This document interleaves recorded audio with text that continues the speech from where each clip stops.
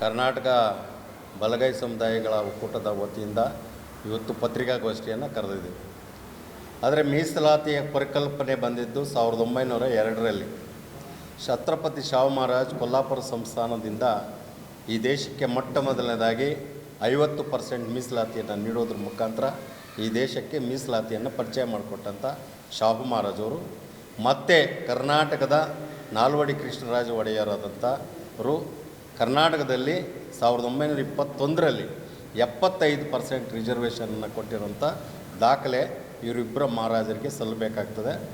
ಆದರೆ 1935ರಲ್ಲಿ lord ಲೋಧಿಯಾ commission ಈ ದೇಶದ ಶೋಷಿತರಿಗೆ ಮೀಸಲಾತಿ ಕೊಡಬೇಕು ಅಂತ ಸರ್ವೆಯನ್ನು ಮಾಡುವಂಥ ಸಂದರ್ಭದಲ್ಲಿ ಬಾಬಾ ಸಾಹೇಬ್ ಅಂಬೇಡ್ಕರ್ ಅವರು ಕೆಳಜಾತಿಗಳಿಗೆ, ಆದರೆ SC STಗಳಿಗೆ, ಪರಿಶಿಷ್ಟ ಮತ್ತು ಪರಿಶಿಷ್ಟ ಪಂಗಡದವರಿಗೆ ಮೀಸಲಾತಿಯನ್ನು ಕೊಡಬೇಕು ಅಂತೇಳಿ ಲಾರ್ಡ್ ಲೋಧಿಯಾ ಕಮಿಷನ್ ಮುಂದೆ ಮನ್ನಣೆ ಮಾಡಿದಾಗ 1947 ಜನವರಿ 15ನೇ ತಾರೀಕು ಈ ಮಂಡನೆಯನ್ನು ಪಾರ್ಲಿಮೆಂಟಲ್ಲಿ ಬಾಬಾ ಸಾಹೇಬ್ ಅಂಬೇಡ್ಕರ್ ಮಂಡಿಸ್ತಾರೆ. ಆದರೆ ಅದಕ್ಕೆ ಸರಿಯಾಗಿ ಬಹುಮತ ಇಲ್ಲದ ಕಾರಣಕ್ಕಾಗಿ ಮಾನ್ಯ ಜಗಜೀವನ್ ರಾಮ್ ಅವರು ಕೂಡ ಆವತ್ತಿನ ರಾಜ್ಯಸಭಾ ಮೆಂಬರ್ ಆಗಿರ್ತಾರೆ. ಹೈದರಾಬಾದ್ ಪ್ರಾಂತ್ಯದಿಂದ ವೆಂಕಟಪ್ಪ ಅಂತೇಳಿ ಕೂಡ ಆಯ್ಕೆ ಆಗಿರ್ತಾರೆ. ಆದರೆ ಆ ಬಿಲ್ ಬಿದ್ದೋಗಿರ್ತದೆ.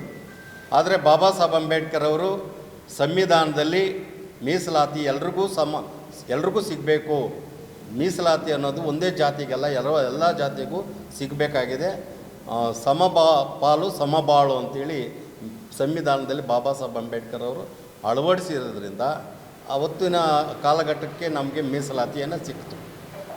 ಇವತ್ತು 1994ರಿಂದ ಈಚೆ ಒಳ ಮೀಸಲಾತಿಯನ್ನು ಒಂದು ಒತ್ತಾಯಗಳನ್ನು ಇಟ್ಕೊಂಡು ಬರ್ತಾಯಿದ್ರು. ಆದರೆ ಇದು ಹೆಚ್ಚು ಎಡ ಬಲ ಅಂಥೇಳಿ ಇವತ್ತು ಒಳ ಮೀಸಲಾತಿಯನ್ನು ಒತ್ತಾಯ ಮಾಡ್ತಾಯಿದ್ದಾರೆ.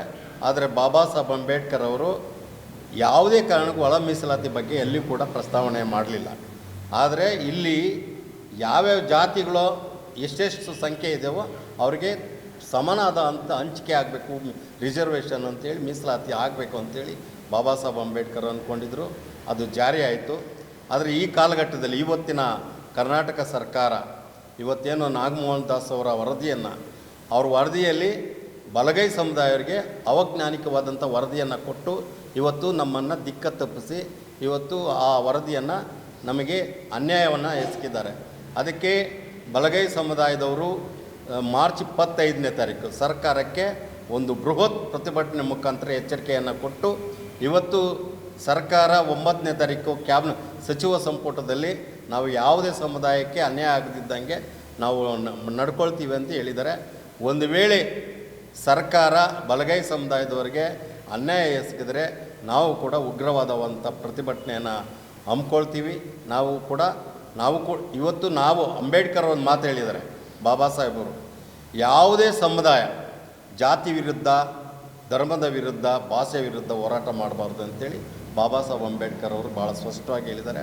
ಯಾರು ಭಾಷೆ ಪರವಾಗಿ ಹೋರಾಟ ಮಾಡ್ತಾರೋ ಅವರು ನಸಿದೋಗ್ತಾರೆ, ಯಾರು ಜಾತಿ ಪರವಾಗಿ ಹೋರಾಟ ಮಾಡ್ತಾರೋ ಅವರು ನಸಿದೋಗ್ತಾರೆ, ಯಾರು ಧರ್ಮದ ವಿರುದ್ಧವಾಗಿ ಹೋರಾಟ ಮಾಡ್ತಾರೋ ಅದು ನಸಿದೋಗ್ತಾರೆ ಅಂತೇಳಿ ಬಾಬಾ ಸಾಹೇಬ್ ಅಂಬೇಡ್ಕರ್ ಅವರು ಸ್ಪಷ್ಟವಾಗಿ ಹೇಳಿದ್ದಾರೆ.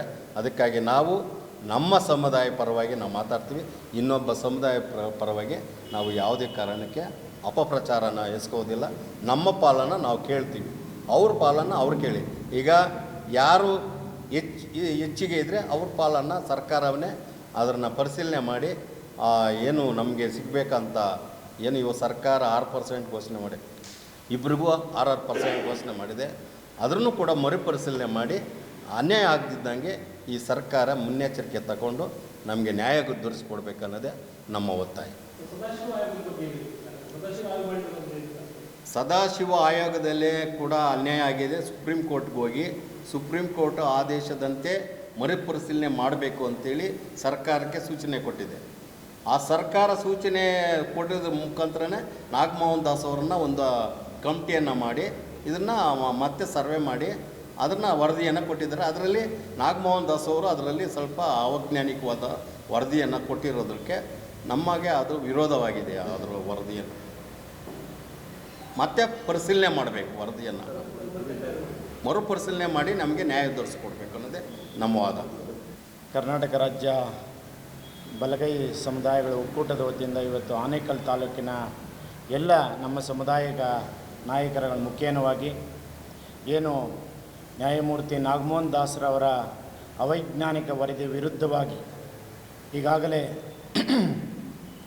ನಮ್ಮ ಸಮುದಾಯದ ಸ್ವಾಮೀಜಿಗಳು ಮತ್ತು ಎಲ್ಲ ದಲಿತ ಪರ ಸಂಘಟನೆಗಳಿಂದ 25ನೇ ತಾರೀಕು ಏನು ಹೋರಾಟವನ್ನು ಮಾಡಿದ್ವಿ, ಈ ಹೋರಾಟದಲ್ಲಿ ನಾವು ಬಲಗೈ ಸಮುದಾಯದ ಸುಮಾರು ಲಕ್ಷಾಂತರ ಸಮುದಾಯದ ಜನ ಹೋರಾಟದಲ್ಲಿ ಪಾಲ್ಗೊಂಡು ಈ ರಾಜ್ಯ ಸರ್ಕಾರಕ್ಕೆ ಒಂದು ಮನವರಿಕೆಯನ್ನು ಮಾಡಿಕೊಟ್ಟಿದ್ದೀವಿ. ಏನು ನಾಗಮೋಹನ್ ದಾಸ್ ಅವರ ವರದಿ ಅವ್ರು ಹೇಳ್ದಂಗೆ ಪರಿಷ್ಕರಿಸಿ, ಪುರಸ್ಕರಿಸಿ ಅಥವಾ ತಿರಸ್ಕರಿಸಿ ಅಂತ ಅವರೇ ಹೇಳಿದ್ದಾರೆ. ಆದ್ದರಿಂದ ಏನು ನಮಗೆ ಇವತ್ತಿನ ದಿನ ಅನ್ಯಾಯವಾಗಿದೆ, ನಾವು ಏನು ಎ ಗುಂಪಿನಲ್ಲಿದ್ದವರನ್ನು ಬಿ ಗುಂಪಿಗಾಕಿ ಇವತ್ತು ಬಲಗೈ ಜಾತಿಯ ಎಲ್ಲ ನಮ್ಮ ವಿದ್ಯಾರ್ಥಿಗಳಿಗಾಗಲಿ ಅಥವಾ ವೃತ್ತಿಪರ ಶಿಕ್ಷಣದಲ್ಲಾಗಲಿ ಎಲ್ಲದರಲ್ಲೂ ನಮಗೆ ತೊಂದರೆಯಾಗಿದೆ.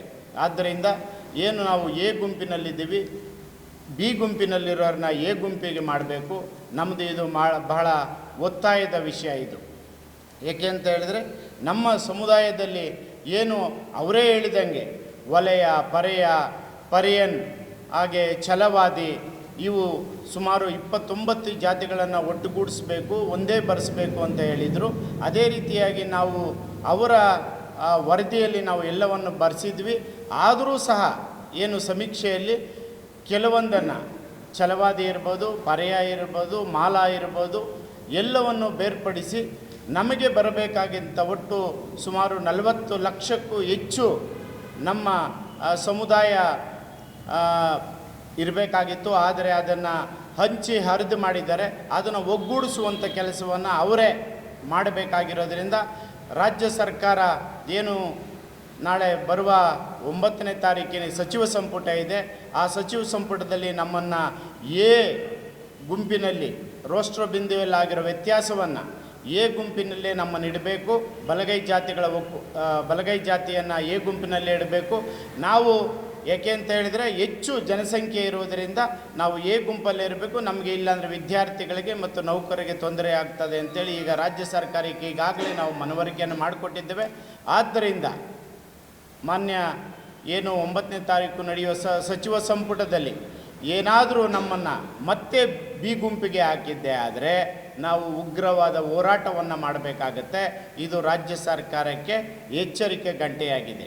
ಅದೇ ರೀತಿಯಾಗಿ ನಮ್ಮನ್ನು ನಾವು ಯಾವ ಸಮುದಾಯದ ವಿರೋಧಿಗಳೇ ಅಲ್ಲ, ನಾವು ಆ ಸಮುದಾಯದ ಕೆಲವು ನಾಯಕರುಗಳ ವಿರುದ್ಧವ ಮಾತ್ರ ನಾವು ಮಾತಾಡ್ತೇವೆ ಹೊರತು ನಮಗೆ ಸಮುದಾಯ ವಿರುದ್ಧ ಅಲ್ಲ ಅಂತ ಹೇಳಿ ಈ ಮಾತನ್ನು ಇಡೀ ರಾಜ್ಯಕ್ಕೆ ಮತ್ತು ರಾಜ್ಯ ಸರ್ಕಾರಕ್ಕೆ ನಾವು ರವಾನಿಸ್ತಾ ಇದ್ದೇವೆ. ಬಲಗೈ ಸಮುದಾಯದ ಒಕ್ಕೂಟ ಆನೇಕಲ್ ಕ್ಷೇತ್ರ ಈ ಒಂದು ಬಲಗೈ ಸಮುದಾಯದ ಪತ್ರಿಕಾಗೋಷ್ಠಿ ನಾವು ಕರೆದಿದ್ದೇವೆ. ಆ ಒಂದು ಪತ್ರಿಕಾಗೋಷ್ಠಿಗೆ ಬಂದಿರುವ ನಮ್ಮ ಪತ್ರಿಕಾ ಮಾಧ್ಯಮದವರಿಗೂ ಮತ್ತು ನಮ್ಮ ಬಲಗೈ ಸಮುದಾಯದ ನಾಯಕರುಗಳಿಗೆ ಭೀಮ 1ನೇ ಸ್ವಾಗತವನ್ನು ಬಯಸುತ್ತಾ, ನಾನು ಬಳ್ಳೂರು ಮುನಿವೀರಪ್ಪ, ಬಲಗೈ ಸಮುದಾಯದ ಒಂದು ಕಾರ್ಯಕರ್ತ.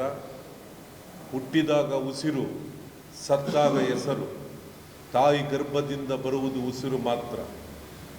ಉಸಿರಿಗೆ ಜಾತಿ ಇಲ್ಲ, ಧರ್ಮ ಇಲ್ಲ. ಈ ಒಂದು ಬಲಗೈ ಸಮುದಾಯದ ವಿಶೇಷ ಒಂದು ಸುದ್ದಿಗೋಷ್ಠಿ ಏನು ಕರೆದಿರೋದು ಅಂದರೆ, ಅವೈಜ್ಞಾನಿಕವಾಗಿ ನ್ಯಾಯಮೂರ್ತಿ ನಾಗಮೋಹನ್ ದಾಸರ ವರದಿಯನ್ನು ನಾವು ಬಲಗೈ ಸಮುದಾಯ ತಿರಸ್ಕರಿಸಬೇಕು. ಯಾಕೆ ತಿರಸ್ಕರಿಸಬೇಕು ಅಂದರೆ, ನಮ್ಮಲ್ಲಿ ಬಲಗೈ ಸಮುದಾಯದಲ್ಲಿ 63 ಜಾತಿ ಬಲಗೈ ಸಮುದಾಯಕ್ಕೆ ಬರುತ್ತೆ. ಮಹಾರಾಷ್ಟ್ರ ಇರ್ಬೋದು, ಆಂಧ್ರ ಇರ್ಬೋದು, ತಮಿಳುನಾಡು ಇರ್ಬೋದು, ಕರ್ನಾಟಕ ಇರ್ಬೋದು, ಕೇರಳ ಇರ್ಬೋದು, ದಕ್ಷಿಣ ಭಾರತ ಮತ್ತು ಉತ್ತರ ಭಾರತದಲ್ಲಿ ಬಲಗೈ ಸಮುದಾಯದಲ್ಲಿ 63 ಜಾತಿಗಳು ಬರ್ತದೆ. ನಮ್ಮ ಆನೇಕಲ್ ಕ್ಷೇತ್ರ ಎಕ್ಸಾಂಪಲ್, ಅದರಲ್ಲಿ ಛಲವಾದಿ, ಪರಿಯ, ಮಗ್ಗ ಮತ್ತು ಆದಿ ಕರ್ನಾಟಕ, ಮಾಲ, ಈ ಒಂದು ಜಾತಿಗಳು ಬರ್ತದೆ. ನಾವು ಆದಿ ಕರ್ನಾಟಕ ಮೊದಲಿಂದಲೂ ಬರೀತಾ ಇದ್ದಿತ್ತು ಆದಿ ಕರ್ನಾಟಕ ಅಂತ. ಬಲಗೈ ಸಮುದಾಯ ಅಂತ ನಾವು ಬರೀತಾ ಇರಲಿಲ್ಲ, ಮಹರ್ ಅಂತ ಬರೀತಾ ಇರಲಿಲ್ಲ, ಪರಿಯನ್ ಅಂತ ಬರೀತಾ ಇರಲಿಲ್ಲ. ಯಾರೇ, ನಾನು ಮೊದಲೇ ಹೇಳಿದ್ದೀನಿ, ಎಡಗೈ ಸಮುದಾಯ ಅವರು ನಮ್ಮ ಸಹೋದರರೇ. ಅಸ್ಪೃಶ್ಯತೆ ಅನ್ನೋದೇನಾದರೂ, ಅನ್ಟಚಬಿಲಿಟಿ ಅಂತ ಏನಾದರೂ ಅನುಭವಿಸಿದ್ರೆ ಎರಡೇ ಸಮುದಾಯ, ಅದರಲ್ಲಿ ಎಡ ಮತ್ತು ಬಲ ಏನು ಈ ಒಂದು ಸಮಾಜದ ಬಹಿಷ್ಕಾರ ಹಾಕ್ಕೊಂಡಿದ್ದು ಜಾತಿಗಳು ಯಾವುದು ಅಂದರೆ ವಲಯರು ಮತ್ತು ಮಾದಿಗರು. ನಾವು ಮಾದಿಗರಿಗೆ ವಿರೋಧ ಅಲ್ಲ, ಹಾಗೆ ಅವರು ಅಷ್ಟೇ ನಮ್ಮ ವಲಯ ಸಮುದಾಯ, ಬಲಗೈ ಸಮುದಾಯದಲ್ಲಿ ಅವ್ರಿಗೇನು ಮೀಸಲು ಸಿಗುತ್ತೆ ಅದನ್ನು ಅವರು ಸ್ವಾಗತ ಮಾಡಬೇಕು. ಕೆಲವರು ಯೂಸ್ಲೆಸ್ ಫೆಲೋಗಳು ಜಾತಿಗಳನ್ನ ಬೈಕೊಂಡು, ಮತ್ತೆ ಬಲಗೈ ಸಮುದಾಯನ ಬೈಕೊಂಡು, ಇನ್ನೊಬ್ಬರು ಎಡಗೈ ಸಮುದಾಯನ ಬೈಕೊಂಡು ನಮ್ಮಲ್ಲೇ ನಾವು ಗುಣಿ ಹೊಡ್ಕೊಂಡೋಗೋ ವ್ಯವಸ್ಥೆ ಬಾಬಾ ಸಾಹೇಬ್ ಅಂಬೇಡ್ಕರ್ ಆ ಒಂದು ದೇನ ಯಾವತ್ತೂ ಇಟ್ಕೊಂಡು ಅವ್ರು ಹೋರಾಟ ಮಾಡಿ ಸಂವಿಧಾನ ಕೊಡಲಿಲ್ಲ. ಭಾರತ ದೇಶದಲ್ಲಿ ಕಟ್ಟ ಕಡೆಯ ಯಾವುದೇ ಜಾತಿ ಆಗಿರಲಿ, ಎಕಾನಮಿ ವೀಕರ್ಸ್, ಅದರಲ್ಲಿ ಯಾವುದು ಸಮಾಜ ಬಹಿಷ್ಕೃತ ಮಾಡಿದ್ರು, ಯಾರು ತುಳಿತಕ್ಕೆ ಒಳಗಾಗಿದ್ರು, ಯಾರು ಮೇಲ್ಜಾತಿಯವರ ಇಂದ ದೌರ್ಜನ್ಯಕ್ಕೆ ಒಳಗಾಗಿದ್ರು, ಯಾರು ಶೋಷಿತರಾಗಿದ್ರು, ಯಾರು ದಮನಿತ ವರ್ಗದವರಾಗಿದ್ರು, ಅವ್ರಿಗೆ ಮೀಸಲಾತಿ ಸಿಗಬೇಕು. ಪ್ರಾಣಿ ಪಕ್ಷಿಗಳೆಲ್ಲ ದೇವಸ್ಥಾನಕ್ಕೆ ಹೋಗ್ತಾ ಇದ್ವು, ಆಗ ಈ ಒಲೆಮಾದಿಗರು ದೇವಸ್ಥಾನಕ್ಕೆ ಹೋಗೋದಕ್ಕೆ ಬಹಿಷ್ಕಾರ ಹಾಕಿದ್ರು.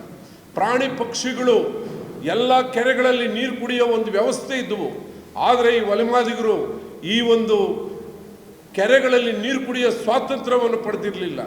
ಪ್ರತಿಯೊಬ್ಬರು ಈ ಟೈಮಿಂದ ಈ ಟೈಮ್ಗೆ ಹೋಗಬೇಕಾಗಿತ್ತು ಅನ್ನೋ ಒಂದು ವ್ಯವಸ್ಥೆ ಇತ್ತು ಈ ಭಾರತ ದೇಶದಲ್ಲಿ. ಅಷ್ಟು ಕೀಳರ ಮೇಲೆ ಹುಟ್ಟಿರೋ ಒಂದು ವ್ಯವಸ್ಥೆಯಲ್ಲಿ ಬಾಬಾ ಸಾಹೇಬ್ ಅಂಬೇಡ್ಕರ್ ಅವರು ಈ ಎಲ್ಲ ಏನು ನಿಮ್ನ ವರ್ಗ, ಶೋಷಿತ ವರ್ಗ, ದೀನದಲಿತರ ವರ್ಗ ಮತ್ತೆ ಅಸ್ಪೃಶ್ಯತ ವರ್ಗಕ್ಕೆ ನಿಜವಾಗಲೂ ಕಟ್ಟ ಕಡೆ ಅಲೆಮಾರಿ ಒಂದು ಜಾತಿಗೂ ಒಂದು ಮೀಸಲಾತಿ ಸಿಗಬೇಕು ಅನ್ನೋ ಒಂದು ನಿಟ್ಟಿನಲ್ಲಿ ಯಾವುದೇ ಜಾತಿನ ವಿರೋಧ ಮಾಡಬಾರ್ದು, ಯಾವುದೇ ಧರ್ಮನ ವಿರೋಧ ಮಾಡಬಾರ್ದು. ಯಾರೂ ಅಷ್ಟೇ ಮೇಲಿಲ್ಲ, ಯಾರು ಕೀಳಲ್ಲ, ಯಾರು ಒಂದು ಸಮಾಜಕ್ಕೆ ಬಹಿಷ್ಕಾರ ಹಾಕಿದ್ರು ಆ ಜನಕ್ಕೆ ನಿಜವಾಗಲೂ ಮೀಸಲಾತಿ ಸಿಗಬೇಕು ಅಂತ ನಮ್ಮ ಬಾಬಾ ಸಾಹೇಬ್ ಅಂಬೇಡ್ಕರ್ ಅವರು ಧೀಮಂತ ಹೋರಾಟಗಾರರು, ವಿಶ್ವಜ್ಞಾನಿಗಳು, ಮತ್ತೆ ನಮ್ಮ ಸಂವಿಧಾನ ಶಿಲ್ಪಿ, ಕರಡು ಶಾಸನ ಅಧ್ಯಕ್ಷರಾಗಿದ್ದವರು ನಮ್ಮ ಭಾರತ ದೇಶದಲ್ಲಿ ಬಡವರಿಗೆ ನಿಜವಾಗ್ಲೂ ಮೀಸಲಾತಿ ಸಿಗಬೇಕು ಅಂತ ಏನು ಹೋರಾಟ ಮಾಡಿದ್ರು, ಅದನ್ನು ಈಗ ಕೆಲವರು ಏನು ಪ್ರಾಣಿ ಪಕ್ಷಿಗಳು ನಿಜವಾಗಿ ಬದುಕ್ಬೋದು, ನಾವು ಒಲೆ ಮಾದಿಗರು ಇವರು ನಿಜವಾಗಿ ಬದುಕೋದಕ್ಕೆ ಕೆಲವರು ಪಟ್ಟಭದ್ರ ಹಿತಾಸಕ್ತಿಗಳು ಇವ್ರನ್ನ ಡಿವೈಡ್ ಆ್ಯಂಡ್ ರೂಲ್ ಮಾಡಿ, ನೀವು 6% ಇದ್ದೀರಿ, ನೀವು 7% ಇದ್ದೀರಿ, ನೀವು 5% ಇದ್ದೀರಿ ಅಂದ್ಬಿಟ್ಟು ನಮ್ಮಲ್ಲೇ ಡಿವೈಡ್ಗಳು ಮಾಡಿ ನಮಗೆ ಬರೋ ಒಂದು ಮೀಸಲಾತಿನ ಕಡಿಮೆ ಮಾಡಿ ನಾವು ನಮ್ಮ ಮಕ್ಕಳಿಗೆ ಉದ್ಯೋಗ ಮತ್ತು ಶಿಕ್ಷಣದಲ್ಲಿ ಮೀಸಲಾತಿ ಸಿಗಬೇಕು ಅನ್ನೋ ಒಂದು ನಿಟ್ಟಿನಲ್ಲಿ ಇವತ್ತು 25ನೇ ತಾರೀಕು ನಮ್ಮ ಬಲಗೈ ಸಮುದಾಯ ಹೋರಾಟ ಮಾಡಿದ್ದು. ನಾವೆಲ್ಲ ಆನೇಕಲ್ನವರು ಎಲ್ಲ ಪಕ್ಷ ಭೇದ ಮರೆತು ಇವತ್ತು ನಮ್ಮ ಶಾಸಕರು ನಮಗೆ ಆಜ್ಞೆ ಕೊಟ್ಟಿದ್ದರು, ಎಲ್ಲರೂ ಹೋಗಬೇಕು, ಅದರಲ್ಲಿ ಭಾಗಿಯಾಗಬೇಕು, ನಮ್ಮ ಬಲಗೈ ಸಮುದಾಯದ ಒಂದು ಒಗ್ಗಟ್ಟು ತೋರಿಸ್ಬೇಕು ಅಂದ್ಬಿಟ್ಟು ಹೇಳಿದರು. ನಮ್ಮ ಎಲ್ಲ ಪಕ್ಷ ಭೇದ ಮರೆತು ದಯವಿಟ್ಟು ಎಲ್ಲ ಬಂದು ಅವರಿಗೆ ನಾವು ಆ ಭಾಗಿಯಾಗಿರೋದಕ್ಕೆ ನಾವು ಅಭಿನಂದನೆಗಳನ್ನು ಸಲ್ಲಿಸ್ತೇವೆ. ಎರಡನೇದಾಗಿ ಈ ಒಂದು ಸುದ್ದಿಗೋಷ್ಠಿಯಲ್ಲಿ ನಾವು ಏನು ನಮ್ಮ ಡಿಮ್ಯಾಂಡ್ ಏನು, ಯಾರನ್ನು ನಾವು ಖಂಡಿಸೋದಕ್ಕೆ ಈ ಒಂದು ಸುದ್ದಿಗೋಷ್ಠಿ ನಾವು ಕರೆದಿಲ್ಲ. ನಾವೇನಂದರೆ ಬಲಗೈ ಸಮುದಾಯದಲ್ಲಿ ಏನು ಮೀಸಲಾತಿ ವ್ಯವಸ್ಥೆ ಇತ್ತು ಅವ್ರಿಗೊಂದು ಇವ್ರಿಗೊಂದು ಕೊಡಿ, ಅದರಲ್ಲಿ ಏನಾದರೂ ಒಂದೇ ಇದ್ದರೆ ಯಾರು ಮೆರಿಟ್ ಇರ್ತಾರೆ, ಯಾರು ಜ್ಞಾನ ಸಂಪತ್ತಲ್ಲಿ ಜಾಸ್ತಿ ಇರ್ತಾರೆ ಅವ್ರಿಗೆ ಕೊಡಿ, ಅವ್ರಿಗೆ ಜಾಸ್ತಿ ಇವ್ರಿಗೆ ಕಡಿಮೆ ಅನ್ನೋದು ವ್ಯವಸ್ಥೆ ಇರಬಾರ್ದು. ಏನು 63 ಜಾತಿ, ಮಹರ್ ಇರ್ಬೋದು, ವಲಯ ಇರ್ಬೋದು, ಪರಿಯ ಇರ್ಬೋದು, ಆದಿಯ ಮಾಲ ಆಂಧ್ರ ಇರ್ಬೋದು, ಆದಿ ಕರ್ನಾಟಕ ಇರ್ಬೋದು, ಇವು ಒಂದು 63 ಜಾತಿ ನಮ್ಮ ಬಲಗೈ ಸಮುದಾಯದಲ್ಲಿ ಯಾರು ಬರ್ತಾರೆ ಅವ್ರಿಗೆ ಈಕ್ವಲ್ ಆಗಿ ಮೀಸಲಾತಿಯಲ್ಲಿ ನಮ್ಮಲ್ಲಿ ಏನು ಏರುಪೇರು ಇತ್ತು, ಏನಂದರೆ ನಮ್ಮ ಜಾತಿ ದೊಡ್ಡದು ಅನ್ನೋ ರೀತಿಯಲ್ಲಿ ಪರಿಯ ಅಂತ ಬರೆಯೋದು, ಛಲವಾದಿ ಅಂತ ಬರೆಯೋದು, ಮತ್ತೆ ಆದಿ ಕರ್ನಾಟಕ ಅಂತ ಬರೆಯೋದು, ಏನು ಇದು ವಿಭಜನೆಗಳಾಗಿ ವಿಂಗಡಣೆ ಆಗಿತ್ತು. ಆವತ್ತೇ ನಾವು ವಲಯರು ಅಂತ ಒಂದೇ ಒಂದು ಸ್ಲೋಗನ್ ಬರೆದಿದ್ರೆ ನಮ್ಮಲ್ಲಿ ಜನಸಂಖ್ಯೆ ಜಾಸ್ತಿನೇ ಇತ್ತು. ಯಾವತ್ತೂ ಅಷ್ಟೇ ನಾವು 30 ವರ್ಷಗಳಿಂದ ಬಲಗೈ ಸಮುದಾಯ ಜಾಸ್ತಿಯೇ ಇದ್ದೀವಿ. ಆದರೆ ಇವತ್ತು ಅಂಕಿಅಂಶಗಳಲ್ಲಿ ನಾವು ಕಡಿಮೆ ಇದ್ದೀವಿ ಅಂತ ಹೇಳಿ ನಮಗೆ 6% ತಂದಿರೋದು ಅದು ನಮಗೆ ಶೋಚನೀಯ ಮತ್ತು ಖಂಡನೀಯ. ನಾವು ಜನಸಂಖ್ಯೆ ಜಾಸ್ತಿ ಇದ್ದೇವೆ, ಮದುವೆ ಆಗಿರೋರು ಯಾರು ಮಕ್ಕಳು ಹುಟ್ಟಿಸದೇ ಇಲ್ಲ, 30 ವರ್ಷದಿಂದ ಮಕ್ಕಳು ಹುಟ್ಟಿಸಿದ್ದಾರೆ, ಜನಸಂಖ್ಯೆ ಜಾಸ್ತಿ ಆಗದೆ. ದಯವಿಟ್ಟು ಇವತ್ತು ಯಾವುದು ಎಡ ಬಲ ಅನ್ನೋದರಲ್ಲಿ equal share, equal rights, equal ಎಲ್ಲರಿಗೂ ಶಿಕ್ಷಣ ಮತ್ತು ಉದ್ಯೋಗದಲ್ಲಿ ಪ್ರತಿಯೊಬ್ಬರಿಗೂ ಒಳ್ಳೆ ಸ್ಥಾನಮಾನಗಳು ಸಿಗಬೇಕು. ನಮ್ಮ ಮಕ್ಕಳು ನಮ್ಮ ಮೊಮ್ಮಕ್ಕಳು ಉನ್ನತ ಶ್ರೇಣಿಯಲ್ಲಿ ಅವರು ಅಭಿವೃದ್ಧಿ ಹೊಂದಬೇಕು, ಜಾತಿಯ ವ್ಯವಸ್ಥೆ ಹೋಗಬೇಕು, ಎಲ್ಲರೂ ಸಮಪಾಲು ಸಮಬಾಳು ಸಮ ಸಮಾಜ ಆಗಬೇಕಂದ್ರೆ ಬಾಬಾ ಸಾಹೇಬ್ ಅಂಬೇಡ್ಕರ್ ಅವರ ಕೊಟ್ಟಿರೋ ಮೀಸಲಾತಿ ಎಡ ಬಲಕ್ಕೆ ಸಮನಾಗಿ ಹಂಚಬೇಕು ಅನ್ನೋ ಒಂದು ನಿಟ್ಟಿನಲ್ಲಿ ಇವತ್ತು ನಾವು ಕರೆದಿರೋದು. ಈ ಒಂದು ಬಂದಿರೋ ಎಲ್ಲ ನಮ್ಮ ಬಲಗೈ ಸಮುದಾಯದ ನಾಯಕರಿಗೆ ನಾನು ಭೀಮ ವಂದನೆಗಳನ್ನು ಸಲ್ಲಿಸ್ತೇನೆ. ಜೈ ಭೀಮ್, ಜೈ ಬುದ್ಧ್, ಜೈ ಭಾರತ್, ಜೈ ಸಂವಿಧಾನ್, ಜೈ ಬಲಗೈ. ರಾಜ್ಯ ಬಲಗೈ ಸಮುದಾಯದ ಈ ಒಂದು ಪತ್ರಿಕೆಗೋಷ್ಠಿಗೆ ಬಂದಿರತಕ್ಕಂಥ ಎಲ್ಲ ಪತ್ರಿಕಾ ಮಾಧ್ಯಮದವರಿಗೆ ಮೊದಲಿಗೆ ತಡವಾಗಿ ಪ್ರಾರಂಭವಾಗಿದ್ದಕ್ಕೆ ನಮ್ಮಲ್ಲಿ ಕ್ಷಮೆಯನ್ನು ಕೋರುತ್ತಾ ಇವತ್ತು ಈ ವಿಚಾರವಾಗಿ ನಿಮಗೆ ಸಂಕ್ಷಿಪ್ತವಾಗಿ ಪ್ರಸ್ತಾವನೆ ಮಾಡಿದ್ದಾರೆ. ನಾನು ಹೇಳೋದೇನೆಂದರೆ, ಈಗ ಎಡ ಮತ್ತು ಬಲ ಈ ಎರಡೂ ಈಗ ಅವ್ರದ್ದೇ ರೀತಿಯಲ್ಲಿ ಪ್ರತಿಭಟನೆಗಳು ಮಾಡುವುದರ ಮುಖಾಂತರ ಅವರ ಶಕ್ತಿಯನ್ನು ಈ ಒಂದು ರಾಜ್ಯಕ್ಕೆ ತೋರಿಸಿ ಆಗಿದೆ. ಈಗ ನಾವೆಲ್ಲ ಏನು ಮಾತಾಡೋದಂದರೆ ನಾವಿಬ್ಬರು ಒಂದೇ ಅಂತ, ಎಡ ಮತ್ತು ಬಲ ಎರಡೂ ಒಂದೇ, ಈಕ್ವಲ್ ಆಗಿ ಹೋಗೋಣ, ಎರಡು ಸಮವಾಗಿ ಹಂಚ್ಕೊಂಡು ಹೋಗೋಣ ಅನ್ನೋದು ಇರೋದಷ್ಟೇ. ಒಂದು ಈ ವಿಶ್ವವಿದ್ಯಾಲಯಗಳಲ್ಲಿ ಬಂದ ವಿಚಾರದಲ್ಲಿ ವಿದ್ಯಾರ್ಥಿಗಳ ವಿಚಾರಗಳು ಬಂದಾಗ ಯಾರು ಮೆರಿಟ್ ಇದೆಯೋ ಅವ್ರಿಗೆ ಅವಕಾಶ ಸಿಗಬೇಕು. ಯಾರೇ ಆಗಲಿ, ಈಗ ಎಡಗೈದಲ್ಲಿ ನಮ್ಮ ಎಡಗೈಲಾಗಲಿ ಬಲಗೈಲಾಗಲಿ ಎಡಗೈನಾಗಲಿ ಯಾರು ಮೆರಿಟ್ ಈಗ ಅವಕಾಶ ಸಿಗಬೇಕಲ್ಲ, ಚೆನ್ನಾಗಿ ಓದೋರ್ಗೆ ಅವಕಾಶ ಸಿಗಬೇಕಲ್ಲ. ಹಂಗಾಗಿ ಯಾರಿಗೆ ಮೆರಿಟ್ ಇದೆಯೋ ಅವ್ರಿಗೆ ಅವಕಾಶ ಸಿಗಂತಾಗಲಿ. ಇದರಲ್ಲಿ ನಮ್ಮದು ಏನೂ ತಾರತಮ್ಯ ಇಲ್ಲ. ಇದರಲ್ಲಿ ಕೆಲವರು ಇದನ್ನು ರಾಜಕೀಯ ಉದ್ದೇಶಗಳಿಗೋಸ್ಕರ ಬಳಸ್ಕೊಂಡು ಹೋಗ್ತಿದ್ದಾರೆ. ಅವ್ರಿಗೂ ಮುಂದಿನ ದಿನಗಳಲ್ಲಿ ಇದು ತಕ್ಕ ಪಾಠುವಂಥ ಕೆಲಸದ ಎರಡೂ ಸಮುದಾಯದ್ದು ಮಾಡ್ತಾರೆ. ಇದನ್ನು ಎರಡೂ ಸಮುದಾಯದೊಳಗೆ ಇದೇನು ಕಿತಾಪತಿ ತಂದಿಕ್ತಾರಲ್ಲ ಅವ್ರಿಗೆ ಸಹ ಎಚ್ಚರಿಕೆಯನ್ನು ಇವತ್ತಿನ ಸಂದರ್ಭದಲ್ಲಿ ಕೊಡೋಕ್ಕೆ ಇಷ್ಟ ಬೀಳ್ತೀನಿ ನಾನು. ಹಾಗೆ ಹೇಳಿದ್ರು, ಈಗ ಅಣ್ಣವ್ರು ಹೇಳಿದ್ರು ಎಲ್ಲ ವಿಚಾರ ಎಷ್ಟು ಜಾತಿಗಳು ಬರ್ತವೆ ನಮ್ಮಲ್ಲಿ ಎಲ್ಲ ವಿಚಾರಗಳು ಹೇಳಿದ್ದಾರೆ. ಹಾಗಾಗಿ ಆ ಎಲ್ಲ ಜಾತಿಗಳಲ್ಲಿ ನಾವಿರ್ತಕ್ಕಂಥವ್ರು ಈಗ 2011 ಜನಗಣತಿ ತೊಗೊಂಡ್ರೆ ನಮ್ಮ ಬಲಗೈ ಸಮುದಾಯದ ಜನಸಂಖ್ಯೆನ ಜಾಸ್ತಿ ಇದ್ದಿತ್ತು. ಹಂಗಾಗಿ ಇವತ್ತಿನ ದಿವಸ ನಮ್ಮದು ಜಾಸ್ತಿ ಆಗಬೇಕು, ಕಡಿಮೆ ಆಗಬೇಕು. 11ರಲ್ಲೇ ನಾವು ಜನಸಂಖ್ಯೆ ಜಾಸ್ತಿ ಇದ್ರಿ. ಹಾಗಾಗಿ ಈಗ ನಾವು ಎಲ್ಲ ಒದ್ದಾಡ್ತಾ ಇರೋದು ನಮ್ಗೆ ಈಕ್ವಲಾಗಿ ಒಪ್ಕೊಳಕ್ಕೆ ನಾವು ರೆಡಿ ಇದ್ರಿ. ಹಾಗಾಗಿ ನಿಮ್ಮಲ್ಲೂ ಸಹ ಆ ಒಂದು ಸ್ಥಿತಿಗೆ ಬಂದು ಎರಡೂ ಅಣ್ಣ ತಮ್ಮದ್ರ ಥರ ಹೋಗ್ಬೇಕು ಈ ರಾಜ್ಯದಲ್ಲಿ. ಆಮೇಲೆ ಎಲ್ಲರೂ ಹೇಳ್ತಾರೆ ಏನಾದರೂ ಇದನ್ನು ಸರ್ಕಾರದವರು ಮಾಡಿಲ್ಲ ಅಂದರೆ ಉಗ್ರ ಪ್ರತಿಭಟನೆ ಮಾಡೋದ್ರಿಂದ ಏನೂ ಪ್ರಯೋಜನ ಇಲ್ಲ. ಮುಂದೆ ಬರ್ತಕ್ಕಂಥ ಇದನ್ನೇನಾದರೂ ನಮ್ಮ ಸಮುದಾಯಕ್ಕೆ ಅನ್ಯಾಯ ಇದ್ದರೆ ಮುಂದೆ ಬರ್ತಕ್ಕಂಥ ಎಲೆಕ್ಷನಲ್ಲಿ ಕಿತ್ತೊಗೆಯುವಂಥ ಕೆಲಸ ಮಾಡ್ತೀವಿ ಅಂತ ಎಚ್ಚರಿಕೆ ಕೊಡಬೇಕು ಸರ್ಕಾರಕ್ಕೆ. ಬರೀ ಪ್ರತಿಭಟನೆ ಮಾಡೋದ್ರಿಂದ ಏನು ಪ್ರಯೋಜನ ಇಲ್ಲ. ನಮ್ಗೆ ಅನ್ಯಾಯ ಆದರೆ ನೀವು ಮನೆಗೆ ಕಳಿಸ್ತೀರಿ ಅನ್ನೋದನ್ನ ನೇರವಾಗಿ ಎಚ್ಚರಿಕೆ ಕೊಡ್ತಾ ನನ್ನ ಮಾತನ್ನು ಮುಗಿಸ್ತೇನೆ. ಜೈ ಭೀಮ್. ಪತ್ರಿಕಾಗೋಷ್ಠಿಯನ್ನು ಏರ್ಪಡಿಸಿದ್ದಾರೆ. ಇದರ ಉದ್ದೇಶ ಏನು ಅನ್ನೋದನ್ನು ನಮ್ಮ ಎಲ್ಲ ಹಿರಿಯರು ಈಗಾಗಲೇ ಹೇಳಿದ್ದಾರೆ. ನಾನು ಅದ್ರ ಬಗ್ಗೆ ಹೆಚ್ಚಿಗೆ ಏನು ಮಾತಾಡೋಕ್ಕೆ ಹೋಗಲ್ಲ.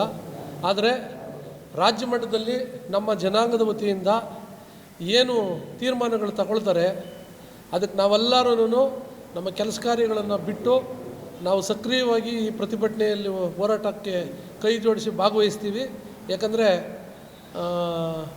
ಇಲ್ಲಿ ಯಾರಿಗೂ ಅನ್ಯಾಯ ಆಗೋದು ಬೇಡ, ಎಲ್ರಿಗೂ ಒಳ್ಳೆಯದಾಗಲಿ ಅನ್ನೋದು ನಮ್ಮ ಉದ್ದೇಶ. ಜೊತೆಗೆ ಬಾಬಾ ಸಾಹೇಬ್ ಅಂಬೇಡ್ಕರ್ ಅವರು ಎಲ್ಲೂ ಅವರ ಒಂದು ಸಂದೇಶಗಳಲ್ಲಿ ಭೇದ ಭಾವ ತೋರಿಸಿಲ್ಲ. ಎಲ್ಲ ದಲಿತರಿಗೂ ಒಂದೇ ನೋಡಿದ್ದಾರೆ. ಹಾಗಾಗಿ ಎಲ್ಲ ದಲಿತರು ಒಗ್ಗಟ್ಟಾಗಿ ಹೋಗಬೇಕು. ಸಣ್ಣ ವಿಚಾರಗಳಲ್ಲಿ ನಾವು ಕಿತ್ತಾಡಿಕೊಂಡು ಇನ್ಯಾರಿಗೂ ಲಾಭ ಆಗೋದು ಬೇಡ.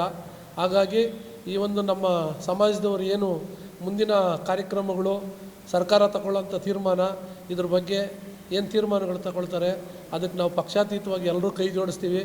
ಕೊನೆಗೆ ನಮ್ಮ ಜನಾಂಗಕ್ಕೆ ಯಾರಿಗೂ ತೊಂದರೆ ಆಗೋದು ಬೇಡ ಅನ್ನೋದು ನಮ್ಮ ಉದ್ದೇಶ. ಹಾಗಾಗಿ ಈ ಒಂದು ಪತ್ರಿಕಾಗೋಷ್ಠಿಯಲ್ಲಿ ಮಾತಾಡೋಕ್ಕೆ ಅವಕಾಶ ಮಾಡಿಕೊಟ್ಟಂಥ ಎಲ್ರಿಗೂ ವಂದಿಸ್ತೀನಿ. ಈ ಸಮುದಾಯಗಳ ಒಕ್ಕೂಟದ ವತಿಯಿಂದ ಏನು ಪತ್ರಿಕಾಗೋಷ್ಠಿಯನ್ನು ಕರೆಯಲಾಗಿದೆ, ನಮ್ಮ ನಾಯಕರುಗಳು ಭಾಳ ಸ್ಪಷ್ಟವಾಗಿ ಹೇಳಿದ್ದಾರೆ. ಆದರೆ ಇವತ್ತು ಬಾಬಾ ಸಾಹೇಬರ ಪರಿಕಲ್ಪನೆಯ ಪ್ರಕಾರ ಎರಡೂ ಸಮುದಾಯಗಳು ಏನು ಮಾದಿಗ ಮತ್ತು ವಲಯ ಎರಡೂ ಸಮುದಾಯಗಳು ಬಹಳ ಅನ್ಯೋನ್ಯವಾಗಿದ್ದುವಂಥ ಸಮುದಾಯಗಳು. ಇವತ್ತು ಎರಡೂ ಸಮುದಾಯಗಳಿಗೆ ಒಳ ಮೀಸಲಾತಿಯಲ್ಲಿ ಬಹಳಷ್ಟು ಅನ್ಯಾಯ ಆಗಿದೆ ಅಂತಕ್ಕಂಥದ್ದು ಇಡೀ ರಾಜ್ಯದ ಜನತೆಯ ಮುಂದೆ ಭಾಳ ಸ್ಪಷ್ಟವಾಗಿ ಗೊತ್ತಿದೆ. ಆದರೆ ಈ ಹಿಂದೆ ಸದಾಶಿವ ಆಯೋಗವನ್ನು ಮಾಡಿರ್ತಕ್ಕಂಥ ಏನು ಒಳ ಮೀಸಲಾತಿಯನ್ನು ಜಾರಿ ಮಾಡಬೇಕು ಅಂತಕ್ಕಂಥ ಒತ್ತಾಯಗಳು ನಡೀತಾ ಇರತಕ್ಕಂಥ ಸಂದರ್ಭದಲ್ಲಿ ಸುಪ್ರೀಂ ಕೋರ್ಟು ಏನು ಆದೇಶದ ಮೇರೆಗೆ ಒಳ ಮೀಸಲಾತಿ ಜಾರಿ ಮಾಡಬೇಕು ಅಂತಕ್ಕಂಥ ಒಂದು ಆದೇಶವನ್ನು ಮಾಡಿದಾಗ ಆಯಾ ರಾಜ್ಯಗಳಿಗೆ ಸಂಬಂಧಪಟ್ಟಿರ್ತಕ್ಕಂಥ ವಿಚಾರ ಅಂತ ತಿಳಿಸಿದಾಗ ನಾಗಮೋಹನ್ ದಾಸ್ರವರನ್ನು ಕರ್ನಾಟಕ ಸರ್ಕಾರ ಆಯೋಗ ರಚನೆ ಮಾಡಲಿಕ್ಕೆ ಅವರನ್ನು ನೇಮಕ ಮಾಡಿತು. ಆದರೆ ನಾಗಮೋಹನ್ ದಾಸ್ರವರು ಎಲ್ಲ ಹೋರಾಟಗಾರರು ಅವರನ್ನು ಭೇಟಿ ಮಾಡಿದಾಗ ಅವರು ಒಂದು ಮಾತನ್ನು ಹೇಳ್ತಾಯಿದ್ರು, ಸ್ವಲ್ಪ ಜಾಸ್ತಿ ತಿಂದಿರ್ತಕ್ಕಂಥ ಬಲಿಷ್ಠವಾಗಿರ್ತಕ್ಕಂಥವ್ರು ಸ್ವಲ್ಪ ಸಮಾಧಾನವಾಗಿರಬೇಕು ಅಂತಕ್ಕಂಥ ಮಾತುಗಳನ್ನು ಹೇಳ್ತಾ ಇರ್ತಕ್ಕಂಥದ್ದನ್ನು ಈ ಬಲಗೈ ಸಮುದಾಯದ ನಾಯಕರುಗಳು ಅದನ್ನು ಮನವರಿಕೆ ಮಾಡಿಕೊಳ್ಳಿಲ್ಲ ಮತ್ತು ಅದರ ಅರ್ಥವನ್ನು ಅರ್ಥವನ್ನು ಮಾಡಿಕೊಳ್ಳಿಲ್ಲ. ಇವತ್ತು ನಾಗಮೋಹನ್ ದಾಸ್ರವರನ್ನು ನಾನು ಒಂದು ಪ್ರಶ್ನೆಯನ್ನು ಕೇಳ್ತೀನಿ. ನಾಗಮೋಹನ್ ದಾಸ್ರವರೇ, ನೀವು ನಿವೃತ್ತ ನ್ಯಾಯಾಧೀಶರು, ಆದರೆ ರಾಜ್ಯಾದ್ಯಂತ ಸಮೀಕ್ಷೆಯನ್ನು ಮಾಡಿದಂಥ ಸಂದರ್ಭದಲ್ಲಿ ಏನು ದೊಡ್ಡ ದೊಡ್ಡ ನಗರಗಳಲ್ಲಿರ್ತಕ್ಕಂಥ ವಲಯ ಸಮುದಾಯದವರು ಯಾವುದೇ ಜನಗಣತಿಯಲ್ಲಿ ಭಾಗವಹಿಸಲಿಲ್ಲ ಅಂತಕ್ಕಂಥದ್ದನ್ನು ನಾವು ಸ್ಪಷ್ಟವಾಗಿ ಹೇಳ್ತೇವೆ. ಇವತ್ತು ನೀವು ಉದಾಹರಣೆಯನ್ನು ತೆಗೆದುಕೊಳ್ಬೇಕು. ಎಷ್ಟೋ ನಗರಗಳಲ್ಲಿ ಬಾಡಿಗೆ ಮನೆಯಲ್ಲಿ ವಾಸ ಮಾಡ್ತಕ್ಕಂಥ ವಲಯ ಸಮುದಾಯದ ನೌಕರರಾಗಿರಲಿ ಅಥವಾ ಸಮುದಾಯದವರಾಗಿರಲಿ ಯಾರೂ ಸಹ ಒಳ ಮೀಸಲಾತಿಯಲ್ಲಿ ಸಕ್ರಿಯವಾಗಿ ಭಾಗವಹಿಸಲಿಲ್ಲ ಅಂತಕ್ಕಂಥದ್ದು ನಮ್ಮ ವಾದ. ಮತ್ತು ನೀವು ಮಾಡಿರ್ತಕ್ಕಂಥ ಅವೈಜ್ಞಾನಿಕ ವರದಿಯಲ್ಲಿ ನೀವು ಚಿತ್ರದುರ್ಗ ಜಿಲ್ಲೆಯಲ್ಲಿ ಸಮೀಕ್ಷೆ ಮಾಡಿರ್ತಕ್ಕಂಥದ್ದು ವಲಯ ಸಮುದಾಯದವರು 283 ಜನ ಇದ್ದೀರಿ ಅಂತ ಹೇಳಿ ನೀವು ಸಮೀಕ್ಷೆಯಲ್ಲಿ ವರದಿಯನ್ನು ಕೊಟ್ಟಿದ್ದೀರಾ. ನಿಮಗೆ ನಾಚಿಕೆ ಆಗೋದಿಲ್ವಾ? ಯಾಕಂತೇಳಿದ್ರೆ ಚಿತ್ರದುರ್ಗ ಜಿಲ್ಲೆಯಲ್ಲಿ 8 ತಾಲೂಕುಗಳಿದೆ. 8 ತಾಲೂಕುಗಳಲ್ಲಿ ವಲಯ ಸಮುದಾಯದವರು 284 ಜನ ಇರೋದು ಅಂತಕ್ಕಂಥದ್ದು ನಮ್ಮ ಪ್ರಶ್ನೆ. ಮತ್ತು ಬಲಗೈ ಸಮುದಾಯಕ್ಕೆ ಸಿಗಬೇಕಾದಂಥ ರೋಸ್ಟರ್ ಪದ್ಧತಿಯನ್ನು ಇವತ್ತು ಎ ಗುಂಪಿನಲ್ಲಿರ್ತಕ್ಕಂಥ ಬಲಗೈ ಸಮುದಾಯವನ್ನು ಎಡಗೈ ಸಮುದಾಯಕ್ಕೆ ತಂದು ಏನೋ ಬಿ ಅಂತ ನೀವು ನಮೂದು ಮಾಡಿದ್ದೀರಾ.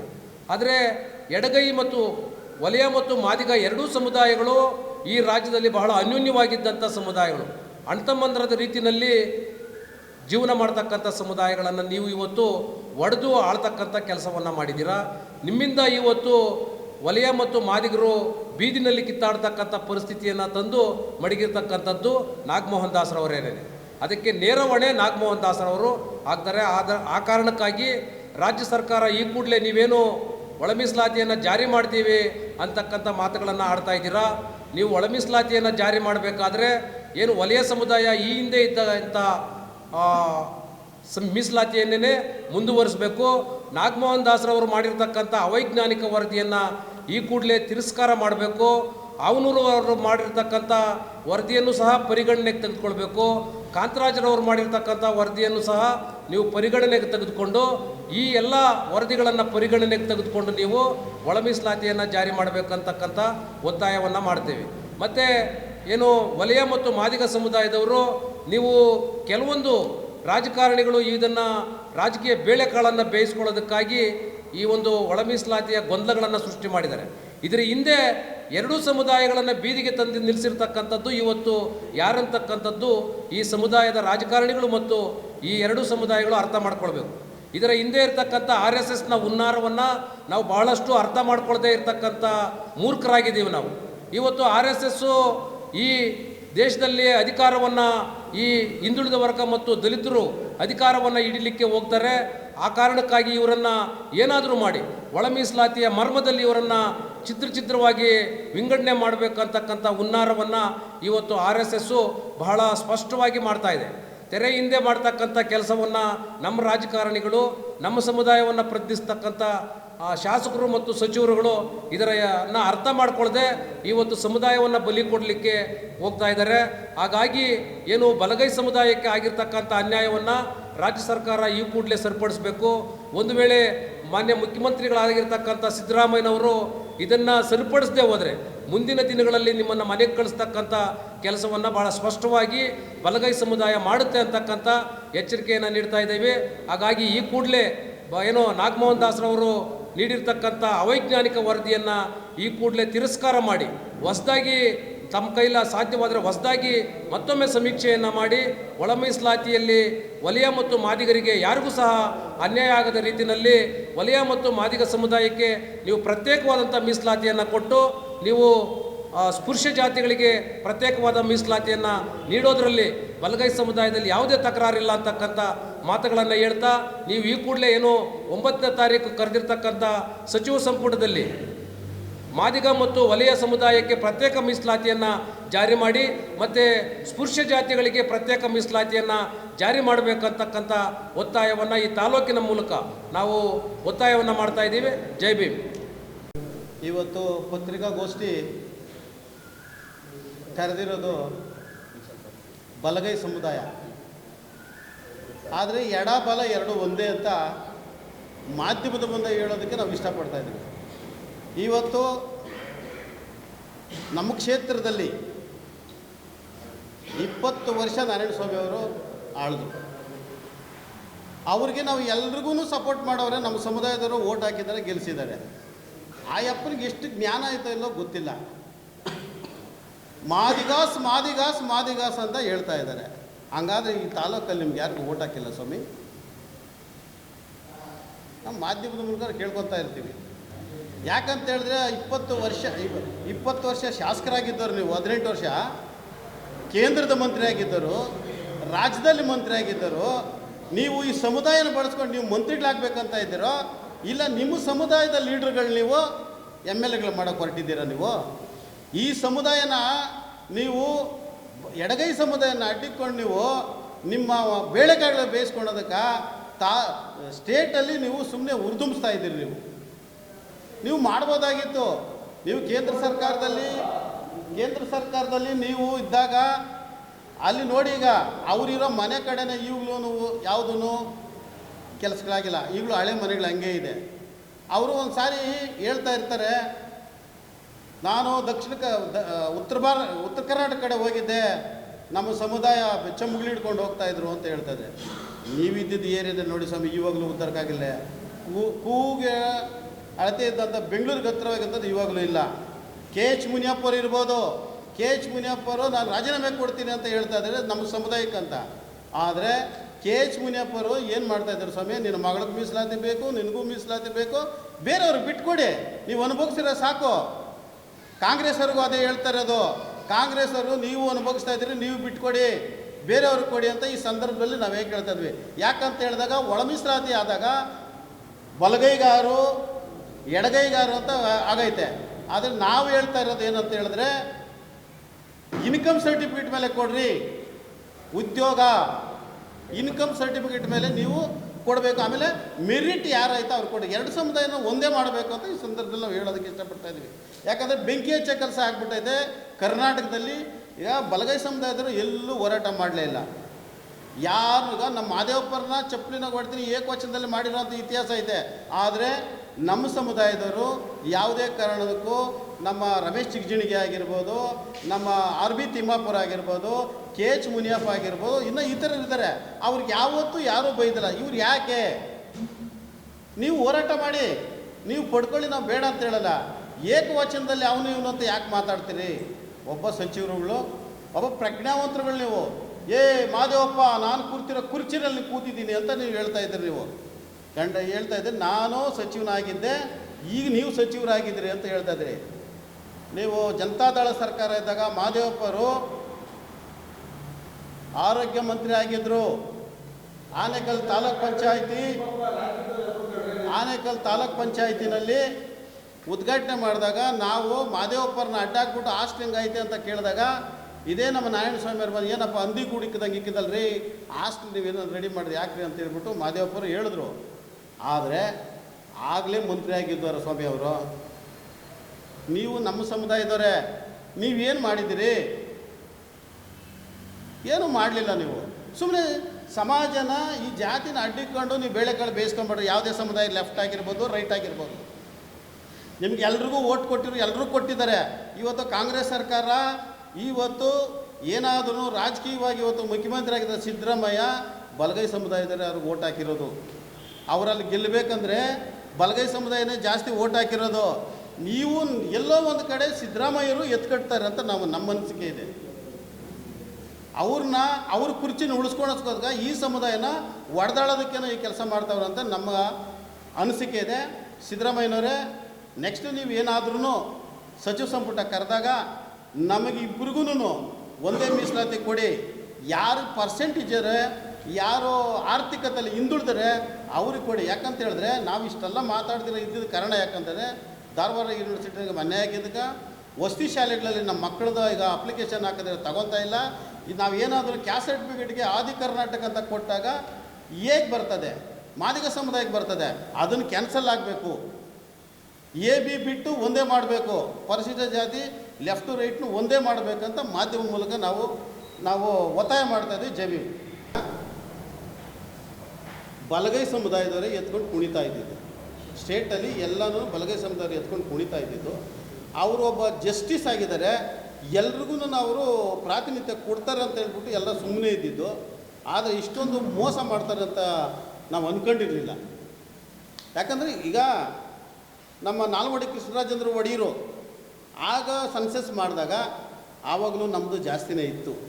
ಏನು ನಮ್ಮವರುಗಳೆಲ್ಲ ಇವಾಗ ಕಟಿಂಗ್ ಮಾಡ್ಕೊಂಬಿಟ್ಟವ್ರ? ಕಡಿಮೆ ಆಗೋದಕ್ಕೆ ಅವರು ಜಾಸ್ತಿ ಮಾಡ್ಕೊಂಬಿಟ್ಟವ್ರ?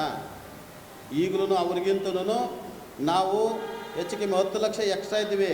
ಉದಾಹರಣೆಗೆ ಒಂದೇ ಒಂದು ಚಿತ್ರದುರ್ಗ ಸಾಕು ಅವ್ರು ಮಾಡಿರುವಂಥ ಗನಂದಾರಿ ಕೆಲಸ. ಆಮೇಲೆ ಬೆಂಗಳೂರಲ್ಲಿ 20,000 ಮನೆಗಳಿದೆ ಇನ್ನೂ ಸೆನ್ಸಸ್ ಮಾಡೋವಂಥದ್ದು. ಇದು ಕರೆಕ್ಟಾಗಿ ಸೆನ್ಸಸ್ ಆಗಿಲ್ಲ.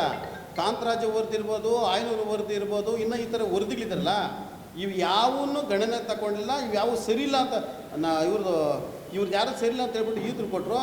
ಈತನ ನಿಜವಾದ ದಲಿತ ವಿರೋಧಿ ಕೆಲಸ ಬಲಗೈ ಸಮುದಾಯಕ್ಕೆ ಅನ್ಯಾಯ ಮಾಡೋದಕ್ಕೆ. ಯಾಕಂತ ಹೇಳಿದ್ರೆ ನಮ್ಮ ರಾಜ್ಯ ನಾಯಕರು ಹೋಗ್ಬಿಟ್ಟು ನೀವು ಮಾಡ್ತಾರೆ ಸರಿಯಿಲ್ಲ ಅಂತ ಹೇಳಿದಾಗ, ನೀವು ಆಗ್ಲಿಂದ ಉಂಡಿದ್ದೀರಿ, ನೀವು ಅವ್ರಿಗೂ ಸ್ವಲ್ಪ ಕೊಡಿ ಅಂತ ಹೇಳಿದ್ರು. ಆಯ್ತಪ್ಪ, ಆಗ್ಲಿಂದ ಉಂಡಿದ್ದೀರಿ ಅಂತ ಹೇಳಿ ಯಾರು ಉಂಡಿರೋದು? ತಳ ಸಮುದಾಯದಲ್ಲಿ ಅವರು ಬಂದು ಹಳ್ಳಿಗಾಡಿನಲ್ಲಿ ನೋಡಬೇಕಾಗಿತ್ತು. ಹಳ್ಳಿಗಾಡಿನ ಪರಿಸ್ಥಿತಿ ಒಲೆಯವ್ರು ಹೆಂಗಿದ್ದಾರೆ, ಮಾದಿಗರು ಹೆಂಗಿದ್ದಾರೆ, ಅವ್ರು ಕರೆಕ್ಟಾಗಿ ಅಲ್ಲಿ ಮಾಡಿದರೆ ಎಲ್ಲ ಸೊರಗಿರೋದು. ಅವರು ಅನ್ಯಾಯ ಆಗೈತೆ ಅಂದರೆ ಕೆಳ ಅಂತಲ್ಲಿ ಹಳ್ಳಿಗಾಡಿನಲ್ಲಿ ಇರೋ ಜನಕ್ಕೆ ಅನ್ಯಾಯ ಆಗೈತೆ ಸ್ವಾಮಿ. ದಲಿತರಿಗೆ ಬಲಗೈ ಸಮುದಾಯರಿಗೆ ಹಳ್ಳಿಗಾಡಿನಲ್ಲಿ ಇವಾಗಲೂ ನೋಡಲಿ. ಆದರೆ ಎಷ್ಟೋ ಜನ ಈಗಲೂ ಬೆಂಗಳೂರಲ್ಲಿ ಸೆನ್ಸಸ್ ಮಾಡಲಿಲ್ಲ. ವೈಟ್ ಫೀಲ್ಡಲ್ಲಂತೂ ಮಾಡಲೇ ಇಲ್ಲ. ಮಾದೇವಪುರದ ಏರಿಯಾನಲ್ಲಿ ಯಾವುದೇ ಕಾರಣಕ್ಕೂ ಅಂಟಿಸ್ಬಿಟ್ಟು ಬಂದವರೇ ಹೊರತು ಮಾಡಲಿಲ್ಲ. ಕರೆಕ್ಟಾಗಿ ಮಾಡಿದಾಗ ನಾವು ಜಾಸ್ತಿನೇ, ಅವ್ರಿಗಿಂತೂ ಜಾಸ್ತಿನೇ ಇದ್ದೀವಿ. ಪರ್ಯ ಅಂತ ಬೇಕಾಗಿ ವಿಂಗಡಣೆ ಮಾಡಿದ್ರು, ಬಲಗೈ ಅಂತ ಇದು ಛಲವಾದಿಗಳು ಅಂತ ವಿಂಗಡಣೆ ಮಾಡ್ತೀವಿ. ಇವೆಲ್ಲ ಸೇರಿಸ್ಕೊಂಡ್ರೆ ಅವ್ರಿಗಿಂತೂ 2 ಲಕ್ಷಕ್ಕಿಂತೂ ಜಾಸ್ತಿನೇ ಕಾಣ್ತೀವಿ. ಇನ್ನೂ ಜಾಸ್ತಿನೇ ಇರ್ತೀವಿ. ಮಾಡ್ತಿದ್ದವು ಎಷ್ಟೋ ಐತೆ. ಇದು ಕ್ರೋಢೀಕರಣ ಮಾಡಿದಾಗ ನಮ್ಗೆ ಜಾಸ್ತಿನೇ ಐತೆ. ಅಲ್ಲ ಪ್ರಶ್ನೆ